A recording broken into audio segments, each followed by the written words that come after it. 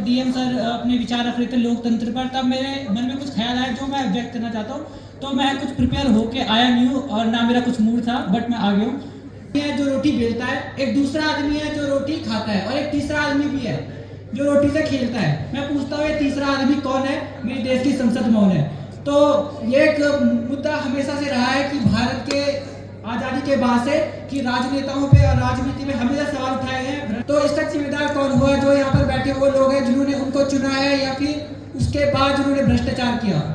तो जो लोगों को लगता है कि देश का विकास सिर्फ एक राजनेता कर सकता है, वो गलत है। यहाँ पे बैठा हर एक वो शख्स जो यहाँ पर मुझे सुन रहा है, वो इस देश का भविष्य है, और वो इस देश की जो भविष्य में जो रचना होगी उसको लिखेगा।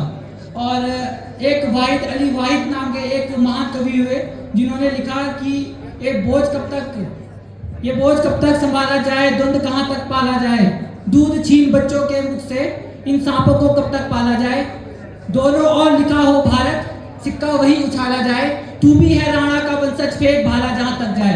तो समाज में पता क्या चीज चल रही है? लोग यहाँ भूल रहे हैं, और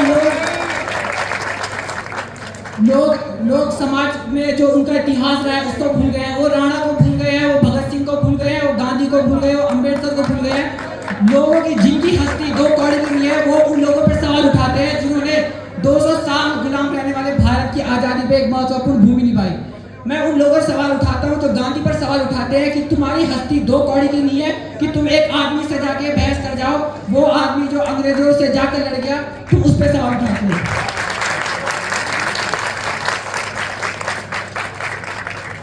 बात करते हैं अमेरिका की, फिनलैंड की, नॉर्वे की, स्वीडन की, जर्मनी की, बेल्जियम की, न्यूजीलैंड की। वो देश विकास क्यों करा?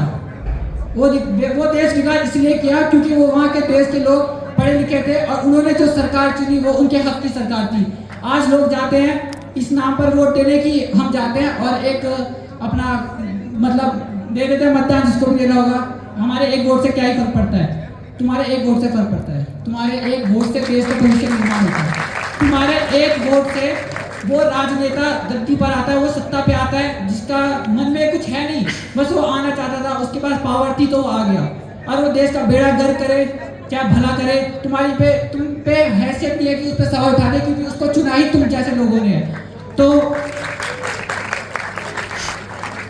जो लोग ये कहते हैं कि मुझे राजनीति से कोई मतलब नहीं है, मुझे समाज में क्या चल रहा है कोई मतलब नहीं है, देश में क्या चल रहा है मुझे कोई मतलब नहीं है। वेस्ट में एक दार्शनिक हुए प्लेटो, जो कि एरिस्टोटल के गुरु भी थे और सोक्रात के शिष्य भी थे। उन्होंने एक बार कहा था, if you don't take an interest in the affairs of your government then you are doomed to live under the rule of fools. तो अगर तुम्हें कोई इंटरेस्ट है राजनीति में, समाज में, देश में क्या चल रहा है, कोई मुद्दा कोई तुम्हें मतलब नहीं है, तो तैयार हो जाओ उस मूर्ख व्यक्ति के समाज में रहने के लिए जिसको तुम लोगों ने चुना है।